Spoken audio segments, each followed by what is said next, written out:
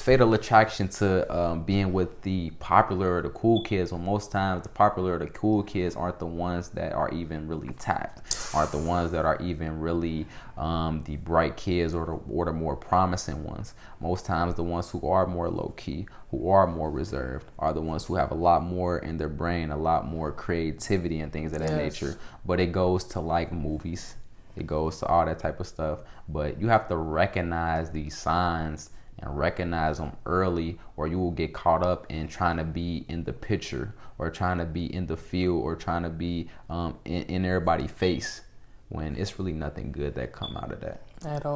Payments no playing, we heard you was slacking, and I get that front end, back end, back end. I got your bitch trying to tap in. Yes sir, yes sir, yes sir. It's your boy Tap Dub, and I'm back with another episode of the Tap Podcast, man. And I'm here with a special guest, one of my boys, one of my close friends. And it's crazy that we met not too long ago, but I feel like I've known this man for quite some time. It's like a lifetime. So what they call you, my boy? RNE Technique. RNE Technique. Yes, sir. Good brother in the building. We're gonna be speaking some facts and speaking some real stuff. We got a doozy of an episode ahead of you, and the cool thing about this episode is my boy RNE has no idea what we're about to speak on. How you feel about that? I feel good.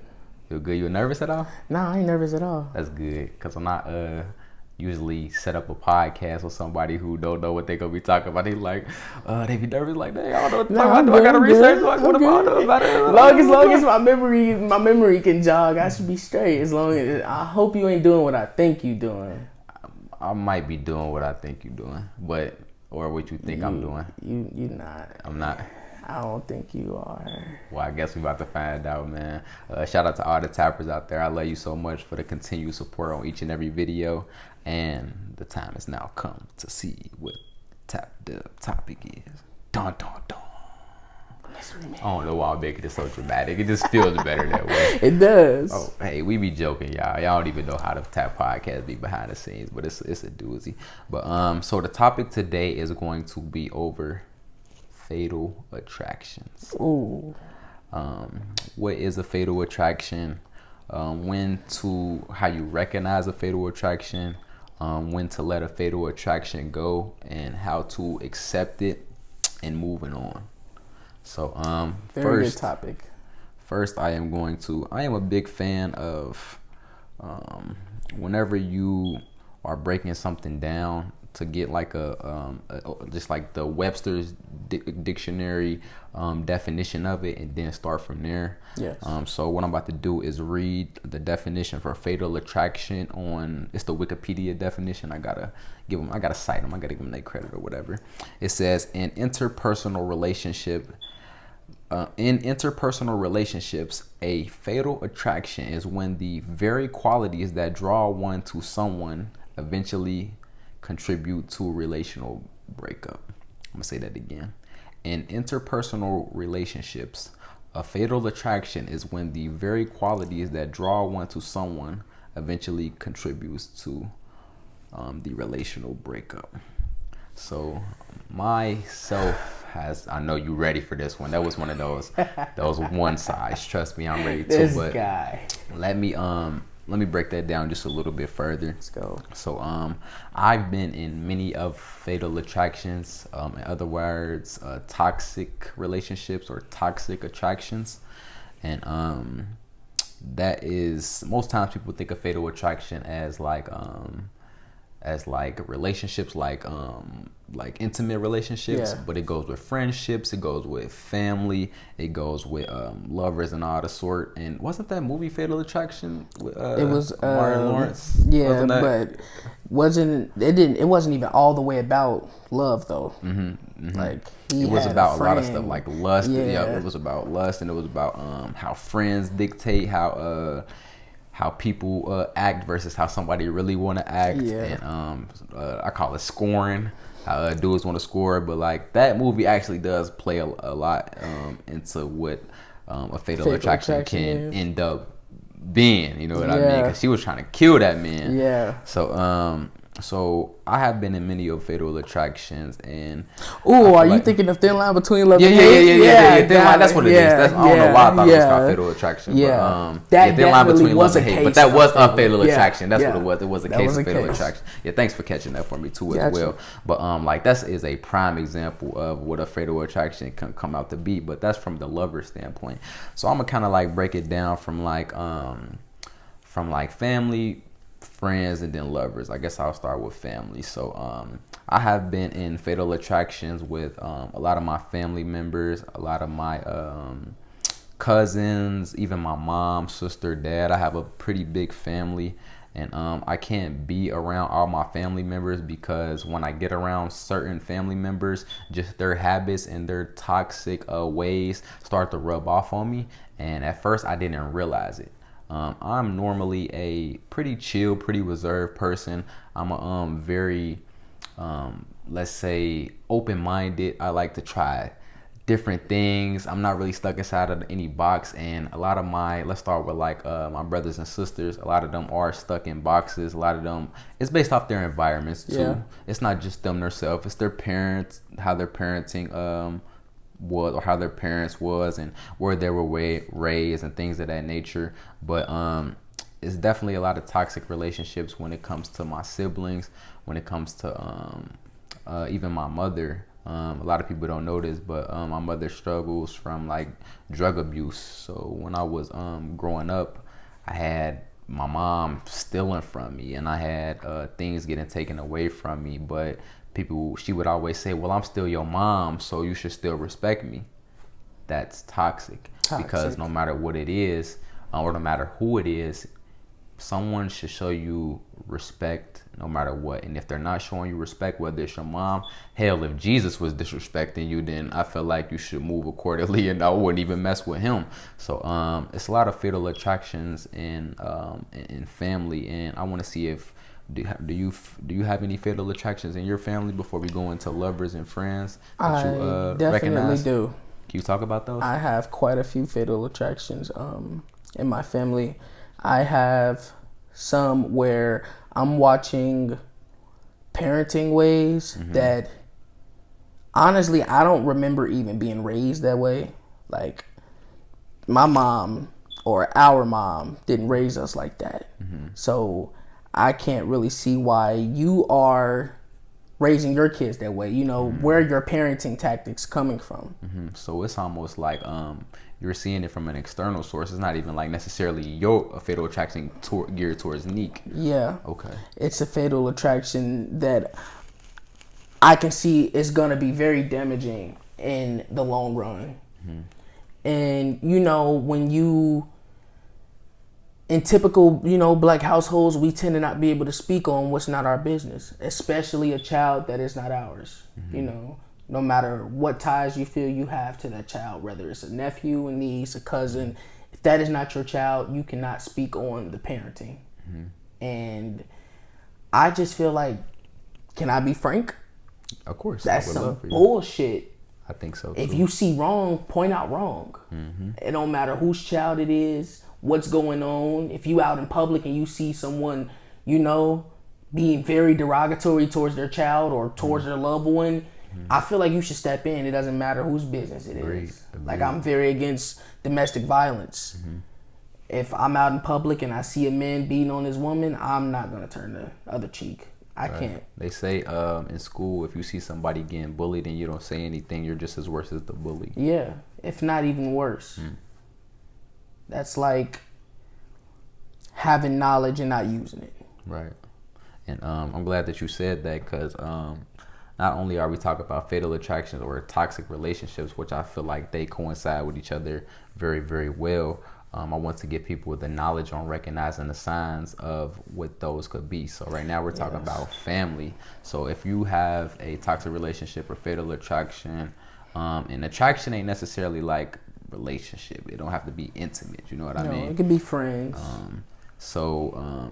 Recognizing the signs. So if people are justifying anything that's ill nature or negative, no matter who it is, that's a sign of a fatal attraction or a toxic relationship. If anybody is projecting feelings onto you and making you feel an ill type of way, even if they're not trying to, that is still toxic, because at the end of the day, we're individuals. We have our own feelings.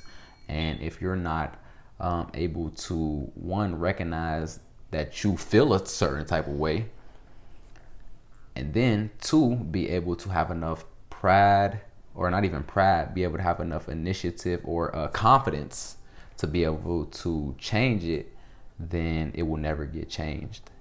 And if you see what happens when stuff never get changed, that's why us in the melanated community continue to stay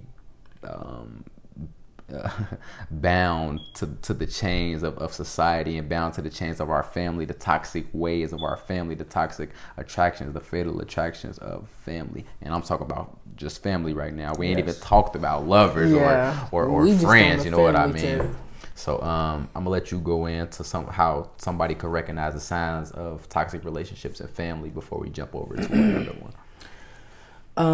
A common sign that I've seen that you can definitely recognize is, I like to call it ongoing motion. Now, what's ongoing motion? Talk to me. Ongoing motion is something that you constantly see, and you know it's damaging. It even damaged you. Mm-hmm. But you don't stop that cycle. Mm-hmm. Turning the cheek type, you feel me? Ordeal. It's a bystander ordeal. Mm-hmm. But then again, that ties back to, what are we talking about? Fatal attraction. Now, looking out for that sign could be, hey, when I was younger, my mom told me boys didn't cry. Mm-hmm. Now that I'm older, I've had relationships where me and women fell off because of my communication skills. My communication skills, or just my lack of being able to show emotion. Mm-hmm. And I couldn't cry when I was a kid. Mm-hmm. They told me not to do that. Projecting onto you, which made your personal relationships a little bit more ill. Now you have your shorty, your girl, and you want to tell her how you feel, but like you got this burned in your head that you can't even. Exactly. I grew up holding all these feelings to myself, so it's nothing personal. It's just what I was taught. Mm-hmm. And that's a sign you can see. Mm-hmm. Especially if you went through it, I always feel like you should never just let that happen, no matter what. Especially when you know the long-term effects of it. And with relationships and families, man, it can go way farther than that. It can be a grandma. It could be an aunt. Mm-hmm. You can those are some of the most hardest to. Yeah. Sometimes it's not even that we don't recognize it. It's that we don't want to cut it off because of who it is too. Yeah. And that's what I'm gonna get into afterwards. I don't want to get ahead of myself, because I get super excited when I get to talking, especially with you, my guy. But so anything else as far as recognizing signs for the family aspect? I know a lot of y'all got fake ass aunties and uncles like me. Mm-hmm. And even your parents. I have watched many times where my aunts, uncles, or whoever was in a get together sit and talk about each other. Yeah, that's and so walk tough. Over key. Mm-hmm. I just heard you rat out their whole situation. He can't pay this. She can't pay that. She's staying with her. She act like she got this, but she really ain't living by her means. We all family. Exactly. You talking about her like she's a random person out on the street, or a friend you get the tea from every now and then. This is your sister. That's your aunt, your niece. That's very toxic to me, especially when it's amongst family. Especially to say and do something like that, and then to go hug that person and to go hug that person. That's so devious. That's like the scene in Juice when Bishop went and hugged Raheem's mama. When he knew he killed that man. Yeah, that was hugged dark. her at the funeral. That was dark. You see that a lot more. I done seen that today. Like I done seen that in real life before. Like it get real more than sick. A lot of people know. Shaking a nigga hand or trying to help him find something, he done stole it. That type. Them is the worst. Them are the worst. Them are the worst. Why are you looking in the cabinets, bro? Now I know you stole it. Exactly. Hey, it's a couple of them guys out here, but so yeah, I hate that too. Anything else? No, I think we can move on. Now I want to get into to friends. Yes. So recognizing toxic relationships, fatal attractions with friends. I guess I'll start us off again. So growing up, especially being in like elementary school and like your lower education where you kind of still finding yourself, you always want to be associated with the cool kids or the kids who got more clout or popularity. I like to call that the peer pressure stage. That's where a lot of us get lost. And that stage sucks because you're still trying to find yourself and you're trying to find yourself within other individuals when that's automatically a recipe for disaster because it comes from within. It's within. So it's fatal attraction to being with the popular or the cool kids, when most times the popular or the cool kids aren't the ones that are even really tapped, aren't the ones that are even really the bright kids or the more promising ones. Most times the ones who are more low-key, who are more reserved, are the ones who have a lot more in their brain, a lot more creativity and things of that nature. But it goes to like movies, it goes to all that type of stuff. But you have to recognize these signs and recognize them early, or you will get caught up in trying to be in the picture or trying to be in the field or trying to be in everybody's face when it's really nothing good that come out of that. At all. It's nothing good that come out of that. Another fatal attraction when it comes to friends is trying to hold on, or a fatal attraction, toxic relationship with friends is trying to hold on to friends who are no longer on your level. They may have once been on your level, but are no longer on your level. And let me explain that a little bit more. As far as intellectual, as far as goals, as far as dreams and aspirations, because you can be pulling way more than or you can be giving way more than you're getting. And that's very, very demanding, and that's very, it's kind of degrading. Pressure. Yeah. Talk to me on that. How you feel about that? I feel like, as I said, I feel like it's degrading because, like you said, you'll be given more than what you're getting back. And for me, that's a big fuck you. Especially if I'm giving you my all.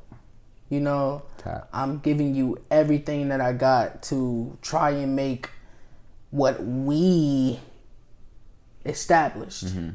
Because I want to touch on what you actually just said about, you know, being what's cool. You know, you have to consider what's cool in that environment or that area. You know, growing up for us, what was cool at a young age was smoking, drinking, partying, drip, like being in gangs, having certain clothes, material things. That's what was cool. You know, cool wasn't having a lemonade stand and making $20 a week, or you know, already knowing what you wanted to be 10 years ahead, or you know, or that anime or certain you feel shows. Me, that wasn't cool. No, Naruto wasn't cool. Rasengans wasn't cool at all.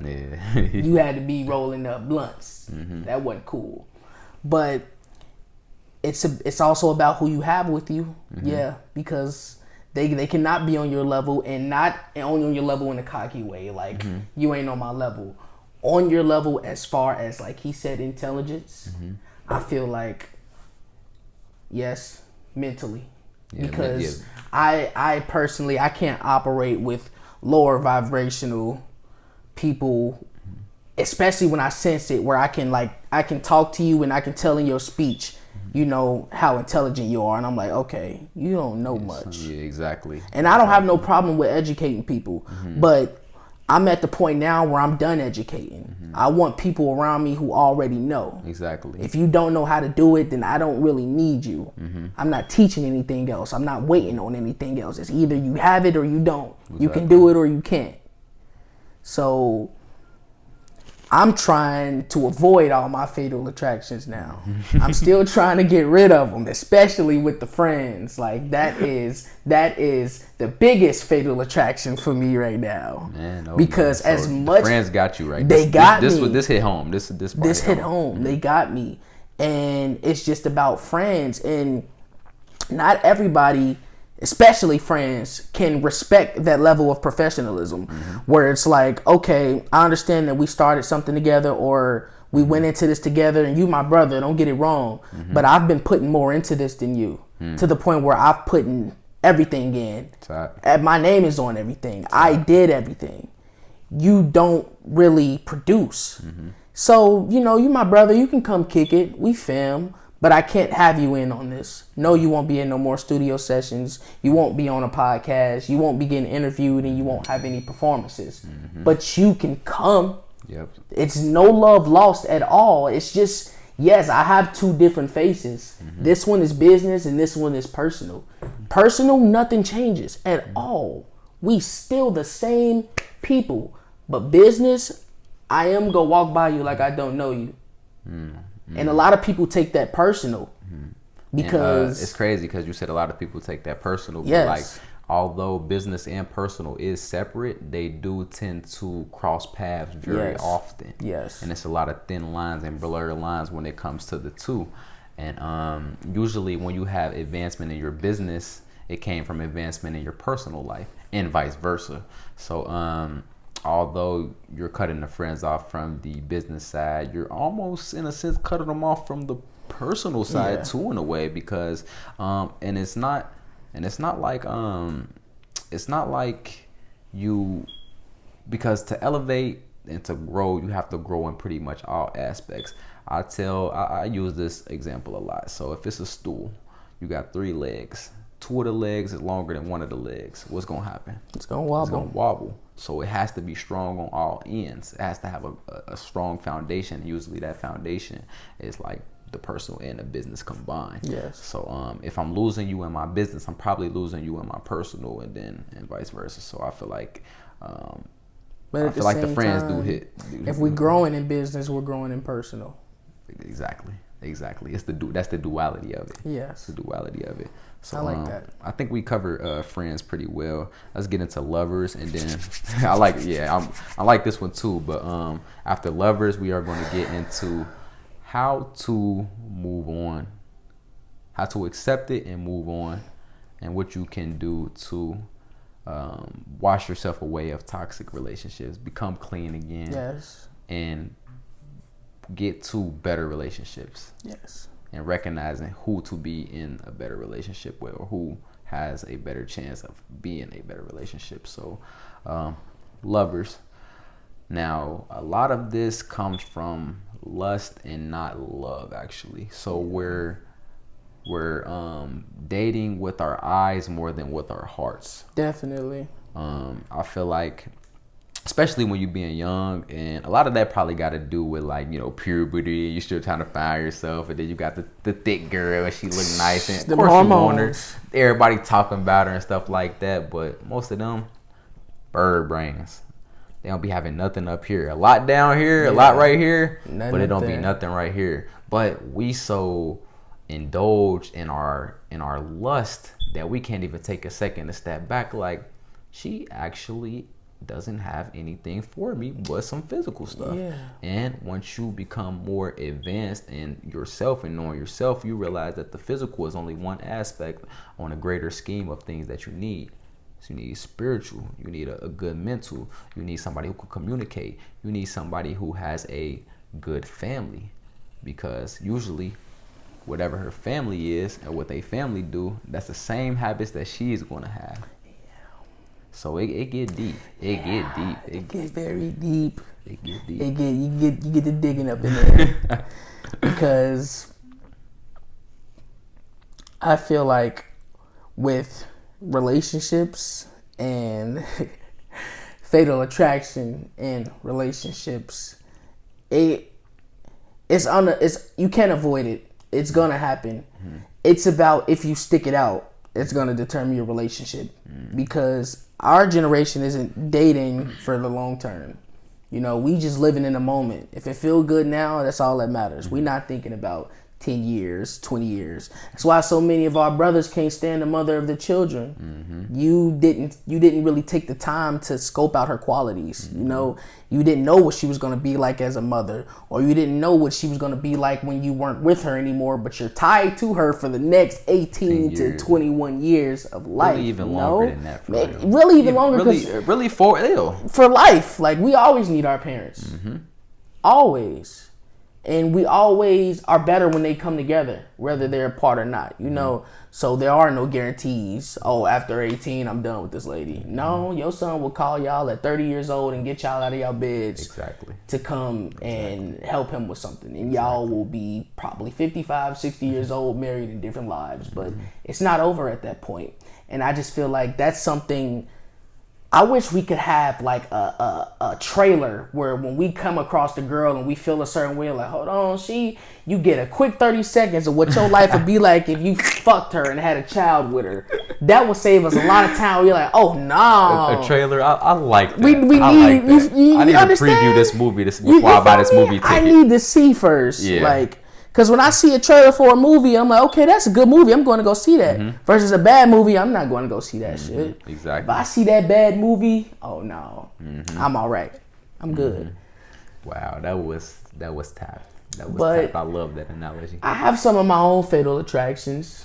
I don't like when, or I won't say when, but I don't like if my significant other makes me feel bad for something that makes me happy. You know, if I enjoy doing it or it's making me happy, why can't you be happy for me? Especially when I want you to do whatever makes you happy. You know?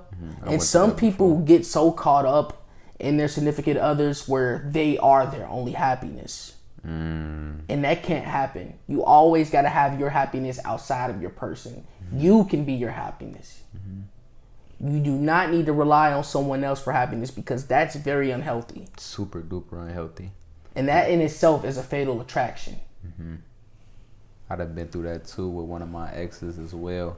And she almost like, in the beginning, we came together as a unit. We made each other happy. But we were still able to balance out our own happinesses. But once the relationship started to get more combined and we started to get older, even live with each other to a certain for a while, and now when these things start to happen, it honestly isn't like a huge change. Sometimes it almost starts to merge in real slowly, and it becomes the norm. You don't even realize it. It become the norm real quickly. So the self-love is key. So it's always, you have to keep your self-love. You have to make sure that you're still chasing your own happiness even outside of this person, because the thin line will come very quickly. And it happened to me, and her happiness was inside of me to the point where it got real toxic, real bad. It became a fatal attraction because she couldn't find herself outside of me, and I could. You know what I mean? So that also was damaging to her, because she like, well, I love you so much, and it seemed like you could just move on.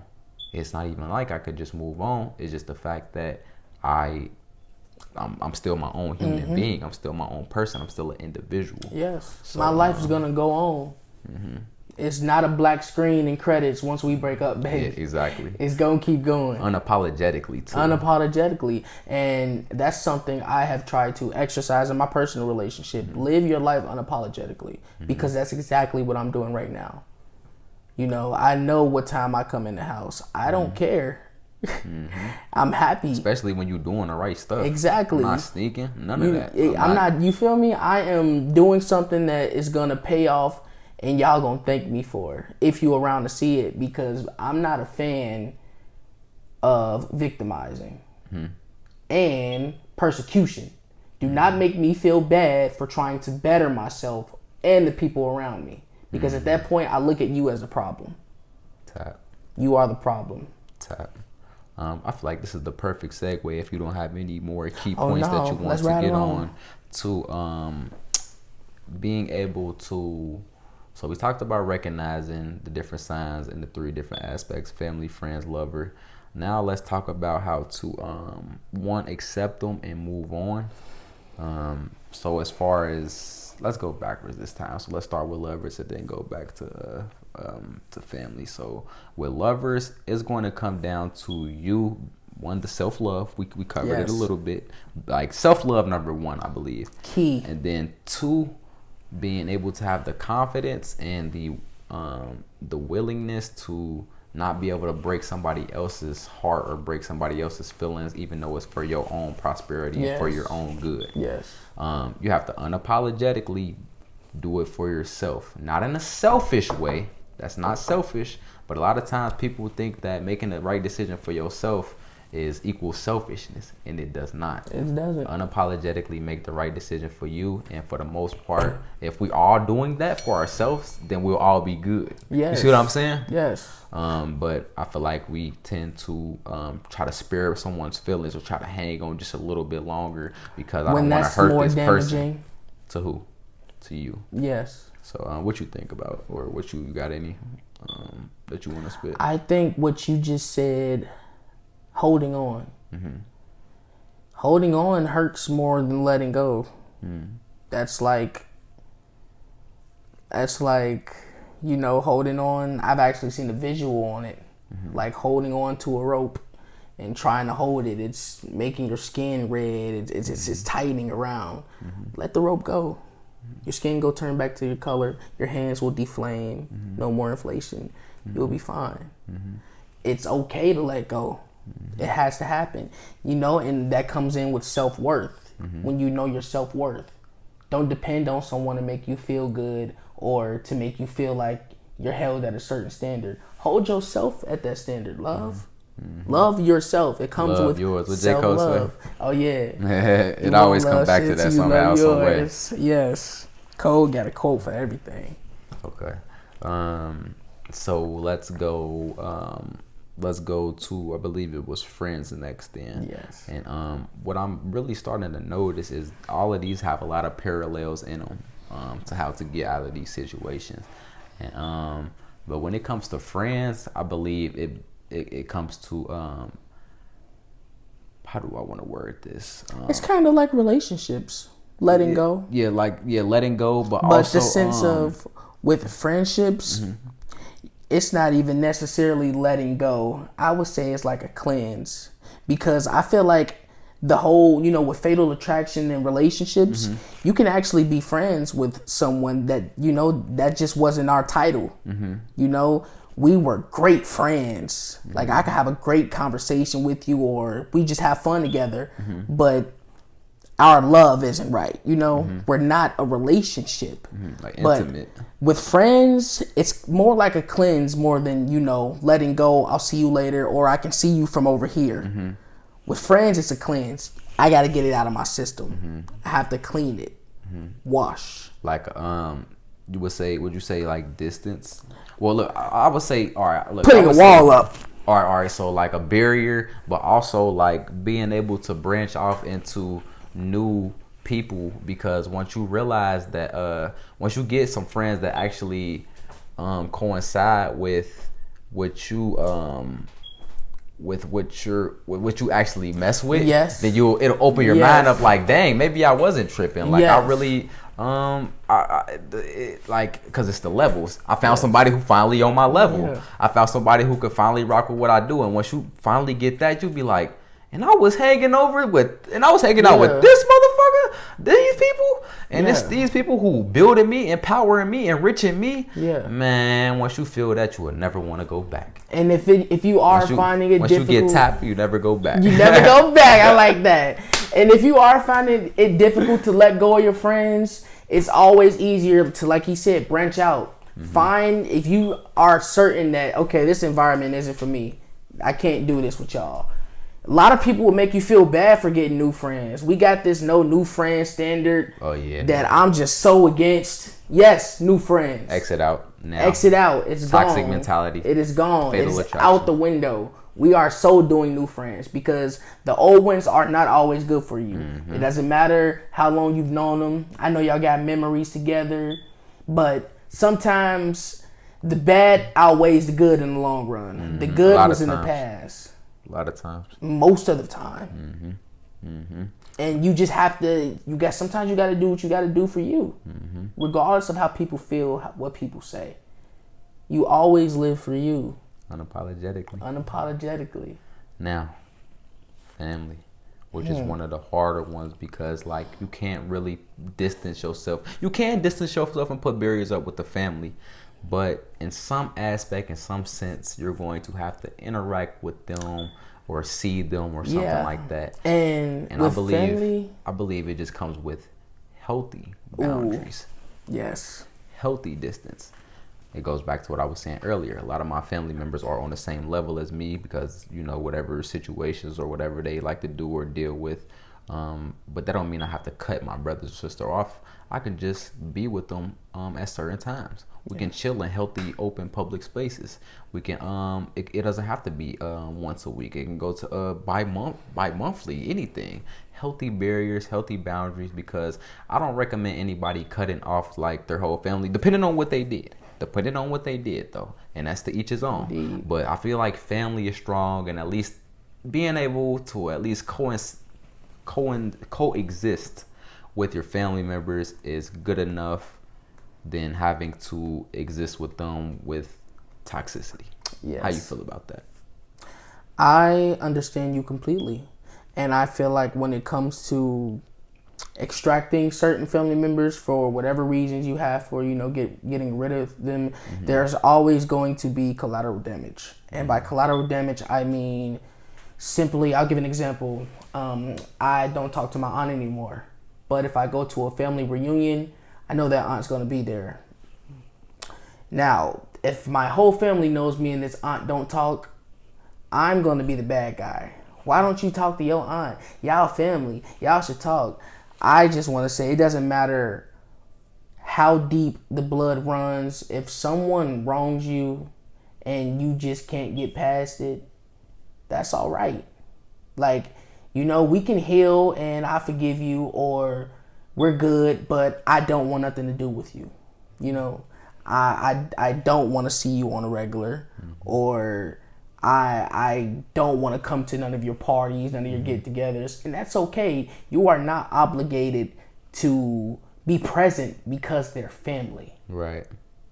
You know, family is always family, but family ain't good family all the time.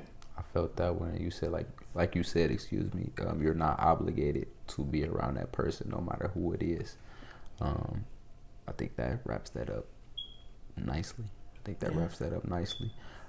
So what an episode. Definitely. What a freaking episode for you not to know exactly what I was talking about. You sure know what I was talking about. Because I thought you was about to. What you thought I was going to... You want me to say it? I do, actually. I thought you were going to do the AOT breakdown. Oh, nah. We ain't ready for that one. We need a third. We need a third. I wouldn't even spring that on you like that. Okay.